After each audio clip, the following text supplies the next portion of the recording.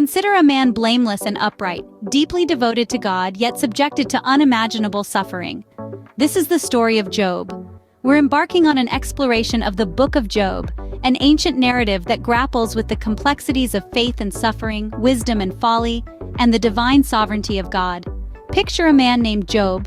He is described as blameless, upright, fearing God, and turning away from evil. Living in the land of Uz, Job has a large family and considerable wealth, making him the greatest of all the people in the East. He is a man who enjoys the blessings of God, yet he is about to face an ordeal that will shake the very foundations of his faith. The book of Job opens with a heavenly scene where Satan challenges God, asserting that Job's faith is only due to his prosperity. God allows Satan to test Job's faith, marking the beginning of a series of calamities that befall our protagonist. In rapid succession, Job loses his children, his wealth, and his health. He's left sitting in ashes, covered in painful sores from the sole of his foot to the crown of his head. Yet amid such devastation, Job doesn't curse God as Satan predicted. Instead, he utters these profound words, "Naked I came from my mother's womb, and naked shall I return. The Lord gave, and the Lord has taken away. Blessed be the name of the Lord."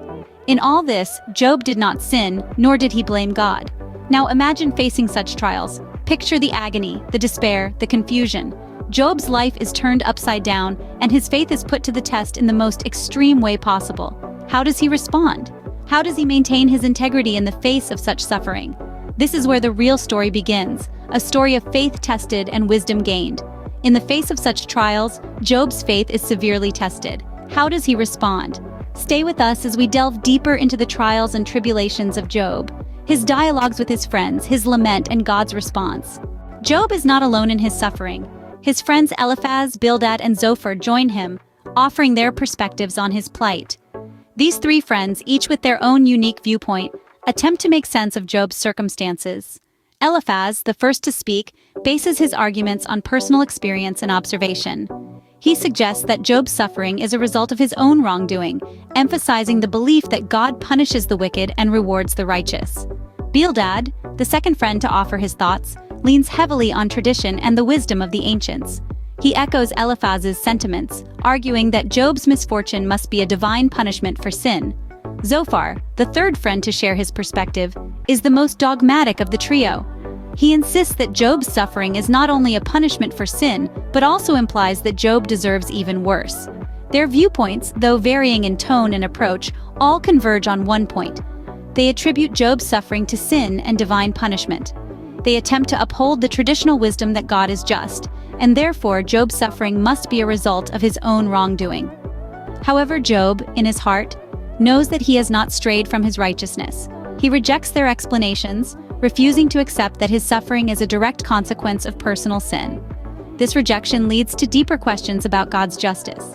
Job's dialogue with his friends reveals a man wrestling with the idea of a just God who allows righteous people to suffer. It's a struggle that resonates with many of us, prompting us to grapple with the complexities of faith, suffering, and divine justice. But Job rejects their explanations, leading to deeper questions about God's justice. His discourse with his friends underscores the central theme of the Book of Job, the mystery of divine providence in the face of human suffering. As we delve deeper into Job's story, we'll see how this dialogue sets the stage for Job's ultimate encounter with God himself. In his despair, Job cries out to God, expressing his confusion and frustration. His anguish is palpable, his questions raw and relentless. Job is a man in the grip of profound suffering, grappling with the why of his pain and loss. He feels as though he's been cast into a tempest, his cries for answers swallowed by the roar of the storm. Yet it is from this very storm that God chooses to respond, not with a whisper, but with a whirlwind. His voice thunders, his words echoing with the might of his divine authority. God doesn't offer Job the answers he seeks. Instead, he presents Job with a series of questions, each one underscoring the vastness of his knowledge and the magnitude of his power. Where was Job when God laid the earth's foundation? Can Job command the morning or guide the constellations in their courses? Does Job know the storehouses of the snow or the way to the dwelling of light?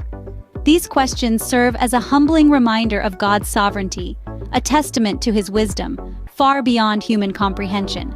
Yet, in this daunting discourse, there is reassurance. Each question underscores God's intimate involvement in the workings of the universe. Every detail, from the grandeur of the galaxies to the flight of a single sparrow, is under God's command. In the face of such overwhelming evidence of God's power and wisdom, Job's questions fade into insignificance. God's response from the whirlwind is not an explanation, but an invitation to trust in his wisdom, to rest in his sovereignty. It's a call to faith, not understanding. It's a reminder that in the midst of our storms, God is present, and he is in control. Job is humbled by God's response, yet his faith remains unshaken. He doesn't receive the answers he sought, but he gains something far more valuable, a deeper understanding of God's sovereignty, a greater appreciation of his wisdom. And in the face of such divine majesty, Job finds comfort, his lament silenced by the awe-inspiring power of God's presence. Despite his suffering, Job refuses to curse God, leading to a turn of events. This steadfast faith in the face of adversity invites a new chapter in his life, one of restoration and redemption. The narrative takes a turn from the depths of despair to a pinnacle of hope and renewal. Job's devotion to God, despite his hardships, does not go unnoticed. His fortunes are not only restored, but they are doubled. He is blessed with twice as many livestock as he had before, and he also becomes the father to 10 more children, 7 sons and 3 daughters who are described as the most beautiful in the land. This restoration is not just a return to his previous status, but an elevation. It's a testament to the fact that endurance in faith can lead to abundant blessings. But the blessings Job receives are not limited to material wealth or familial joy. Perhaps the most significant reward he receives is a renewed and deepened faith. Throughout his trials, Job has wrestled with questions about God's justice and his own righteousness. But in the end, he confesses that his understanding of God was limited.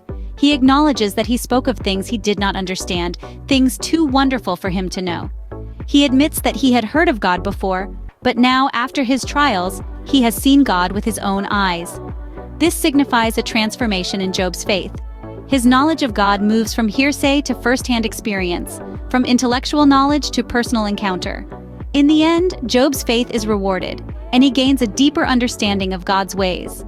His story culminates in a profound revelation that God's wisdom and purpose are beyond human understanding, but his sovereignty and goodness are unchanging. Through his suffering and restoration, Job's story serves as a powerful testament to the mystery of divine wisdom, the reality of human suffering, and the redemptive power of unwavering faith. Job's story resonates with believers today, offering profound lessons in faith and resilience. It presents a timeless narrative that grapples with the complexities of life's most challenging aspects, from suffering to faith and the sovereignty of God. In the midst of his trials, Job's faith was put to the test. He lost his children, his wealth, and his health, yet he remained steadfast in his devotion to God. His story reminds us that suffering is a part of the human experience, but it does not define our relationship with God. Job's friends offered various explanations for his plight, attributing it to sin and divine punishment. Yet, Job knew in his heart that this was not the case. He trusted in God's goodness, even when he did not understand his ways.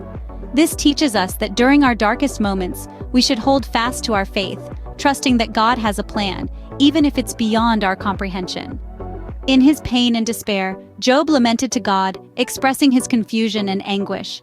God's response, powerful and humbling, served to reaffirm his sovereignty and wisdom. This interaction between Job and God teaches us the importance of dialogue with God, of expressing our doubts, fears, and frustrations to him. And it also reminds us that God, in his wisdom and sovereignty, sees the bigger picture that we often cannot. Despite his suffering, Job's faithfulness was rewarded. He experienced restoration and redemption, gaining a deeper understanding of God's ways and finding solace in his presence. This redemption story offers us hope, showing us that faithfulness can lead to restoration, and that even in our suffering, we can find comfort and solace in God's presence.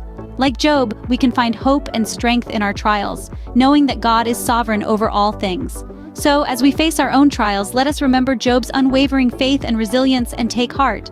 Remember, our suffering does not define us. Our faith does. And in that faith, we can find the strength to endure and the hope for a brighter tomorrow.